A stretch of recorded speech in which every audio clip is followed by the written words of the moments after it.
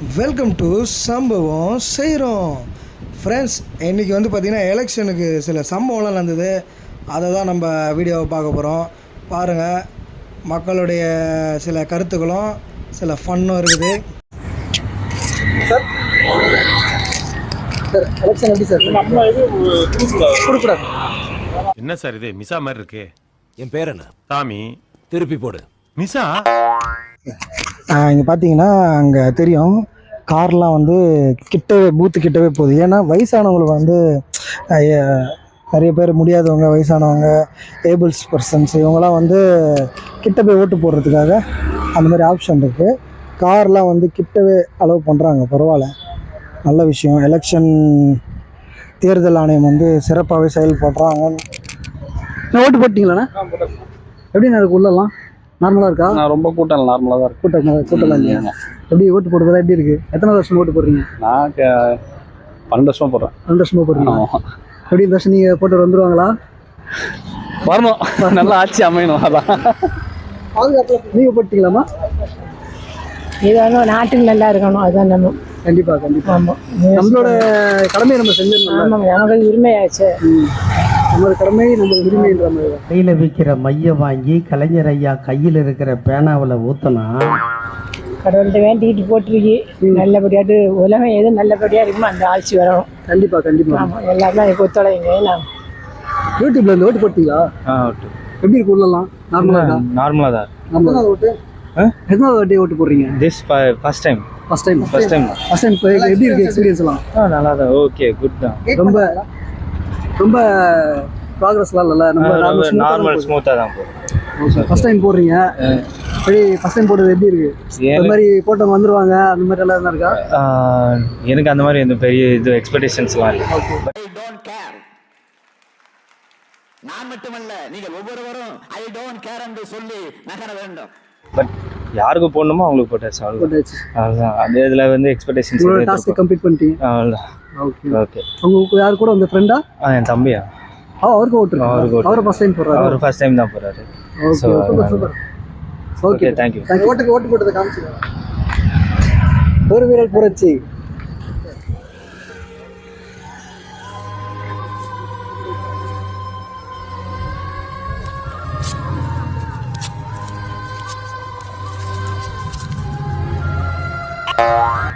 ஓட்டு போட்டீங்க? எங்க இருக்கா? ஓட்டு போட்டோம். எப்படி இருக்கு எலெக்ஷன்? ரொம்ப நல்லா இருக்கு. ஒன்றும் பிரச்சனை இல்லை. நல்லா போகுது. எல்லாருமே வாக்களிக்கிறவங்க மேக்ஸிமம் வந்திருக்கிறாங்க. பரவாயில்ல, தேடி வந்துடுறாங்க. நல்லா இந்த விழிப்புணர்வு நல்லா இருக்கு. விழிப்புணர்வு இருக்கு. இந்த நாளத்தோட அந்த எலெக்ஷன்ல நல்ல விழிப்புணர்வு இருக்கிறாங்க. ஏன்னா தேசத்துல ஒரு பெரிய ஒரு மாற்றத்தை கொண்டு வரணும் அப்படின்னு ஒரு விழிப்புணர்வு இருக்கிறாங்க. ஆமா, தேசத்தை காப்பாற்ற நிறைய போராடுறாங்க. நம்மளும் சேர்ந்து போராடுறோம். கண்டிப்பா நடக்கணும். தேசத்தை காப்பாற்றுறது ஒரே ஒரு நம்மளால முடியும். தமிழ்நாடு நம்ம நாட்டு நம்ம தான் காப்பாற்ற தயாராக இருக்கணும். கண்டிப்பா. நீங்க யார் சப்போர்ட்டர்?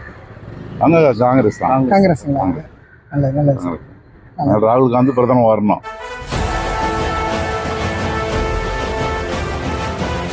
கண்டிப்பா இந்த வாட்டி கண்டிப்பா வந்துருவாரு. ஆகணும். பல விதி இல்லைன்னா ஒன்றும் பண்ண முடியாது. கண்டிப்பா. தேங்க்யூ. நன்றி சார், நன்றி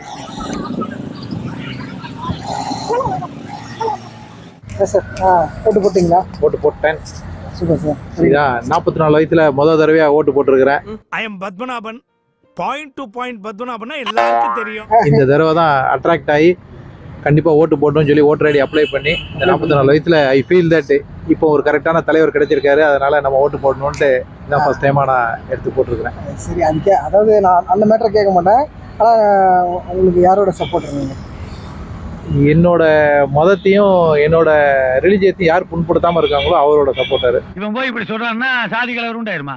மணியா, சாதியாவும் மரமாவும் நம்ம சனங்க பிரிஞ்சு கிடக்குற வரைக்கும் நம்மள மாதிரி அரசியல்வாதியை குதிரை ஏறிட்டே இருக்க வேண்டியதுதான். சூப்பர். நீங்க உண்மையை ஒரு மேட்டர் சொல்லியிருக்கீங்க. ஃபர்ஸ்ட் டைம் ஓட்டு போடுறேன்னு. எதனால இப்போ இந்த மாதிரி? இல்லை, இத்தனை வருஷமா எனக்கு எப்படின்னா, ஒருத்தங்களுக்கு நம்ம நம்பி ஓட்டு போடுறோம், அவங்க போயிட்டு வேற ஒரு கட்சியில தாவல் பண்றதோ இந்த மாதிரி பண்ணிட்டு இருந்ததுனால எனக்கு அதுக்கான டெமோக்ரஸியில் முதல்ல அதை நீங்கள் தடுத்து நிறுத்தினீங்கன்னா தான் நம்ம ஓட்டு போடும் அப்படின்னு இருந்தேன் இத்தனை வருஷமா. இப்போ என்ன ஆச்சுன்னா, இது ஒரு பிரைம் மினிஸ்டரை செலக்ட் பண்ணுற ஒரு இது நம்ம கண்ட்ரியோட இது நம்ம எம்எல்ஏ எலெக்ஷனோட இது ரொம்ப முக்கியம். இது நமக்கு ரொம்ப பிடிச்சி போய் நம்மளோட மதத்தை புண்படுத்தாத ஒருத்தவங்க வந்து பண்ணிகிட்டு இருக்காங்க. ஒருத்தருக்கு வந்து ஒரு நாடில் ஒரு 50% ஆஃப் த பீப்புள் எதிர்ப்பு தெரிவிக்காங்கன்னு நினச்சோன்னா அப்போ அவங்க நேர்மையாக இருக்காங்கன்னு அர்த்தம். ஸோ அதனால் இந்த தடவை நம்ம இந்த ஒரு ஓட்டை மிஸ் பண்ணிடக்கூடாது அப்படிங்கிறத இதை நான் பதிவு பண்ணணும்னு விருப்பப்படுறேன்.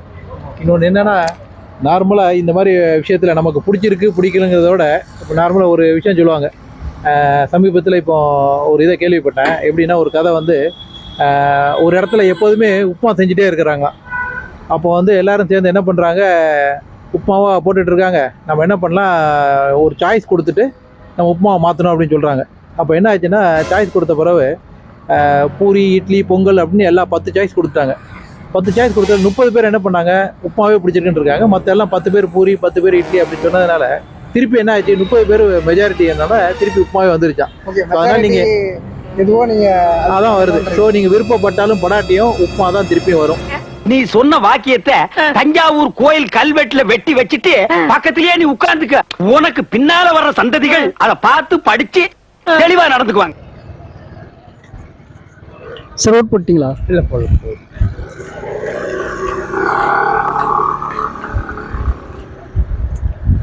ஓட் போட்டீங்களாம்மா? இல்லை, ஈவினிங் தான் போடணும். ஈவினிங் தான் போடணும். கோயில் போயிட்டு இருக்கேன், வந்துட்டு தான் போகணும். மறக்காம போட்டுருங்க. நான் நோட் பண்ணிட்டீங்களா? எப்படி இருக்கு உள்ளலாம்? உள்ள ஒன்றும் பிரச்சனை இல்லை, நல்லா நம்மள ஸ்மூத்தாக போயிட்டு இருக்கோம். எப்படி எக்ஸ்பெக்ட் பண்ணவங்க வந்துருவாங்களா? தெரியல, கீப்பிங் ஃபிங்கர்ஸ் கிராஸ். பார்ப்போம். Thank you, good luck. ஓட்டு போட்டிங்களாக்கா? போட்டிங்களா? எப்படி இருக்கு உள்ள? உள்ள ஒன்று கூட்டலாம் இல்லைல்ல? ஆன் பண்ணிட்டீங்களா? ஓகே. இப்போ ஸ்ரீதரனுங்க. சரிங்களா? இங்கே எந்த ஏரியா நீங்கள்? நான் இங்கே ஏஎல்எம் ஸ்கூல் தான். இங்கே போட்டேன், காலையிலே போட்டேன் நான். ஓட்டு காலையில் போட்டிங்களா? ஆமாம், போட்டுட்டு. எப்படி இருக்கு கூட்டம்? எல்லாம் விழிப்புணர்வு இருக்கா? கண்டிப்பாக. இப்போ லாஸ்ட் இயரை விட இப்போ நிறைய பேர் மக்கள் வந்துட்டு எப்படின்னாக்கா புரிஞ்சுக்கிறாங்க, அவங்களே புரிஞ்சுக்கிறாங்க. நம்மளுக்கே தெரியும், ஒவ்வொரு வருஷமும் வந்து ஆட்சி மாறி மாறி மாறி மாறி வந்துட்டு தான் இருக்கே தவிர எந்த ஒரு முன்னேற்றமும் கிடையாது. நம்ம தமிழர் பண்பாட்டை அழைக்கிறாங்க, எல்லாம் பண்ணிட்டு தான் இருக்கிறாங்க. நம்ம விலைவாசி ஏறுது, எதையும் கண்ட்ரோல் பண்ணுறதுக்கு இல்லை.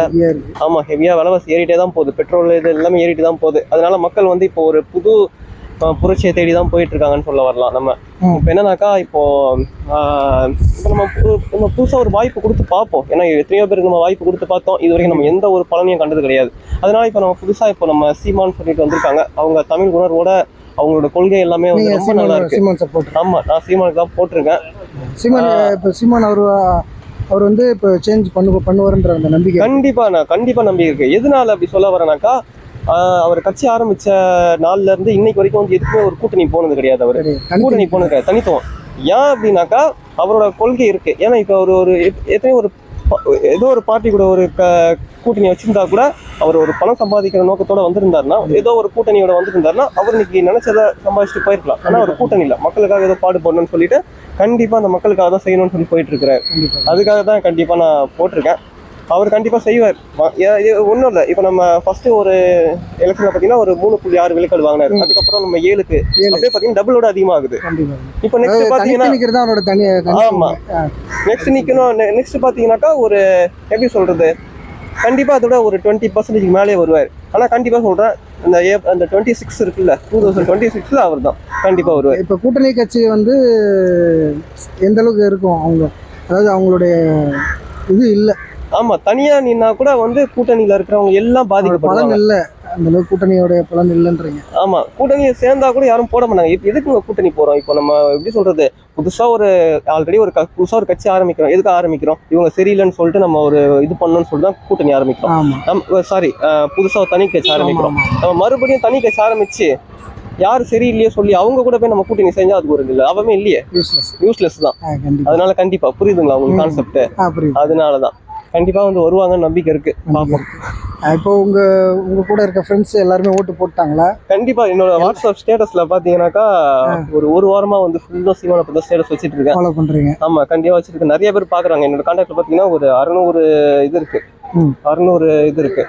600 கான்டாக்ட்ல ஒரு 100 பேர்கிட்ட பாக்குறாங்க எல்லாம் பார்த்து நிறைய பேர். ஆமா ஃபர்ஸ்ட் வந்து ஃபர்ஸ்ட் விஷயமே ஓட்டு போட்டாலே அவங்க ஃபர்ஸ்ட் இது அது யார் போடுறன்றது ரெண்டாவது. ஆமா என்னால ஒரு 5 பேர் பாக்குறாங்கன்னா அந்த 5 பேர் 10 ஆகும், 10 20 ஆகும்.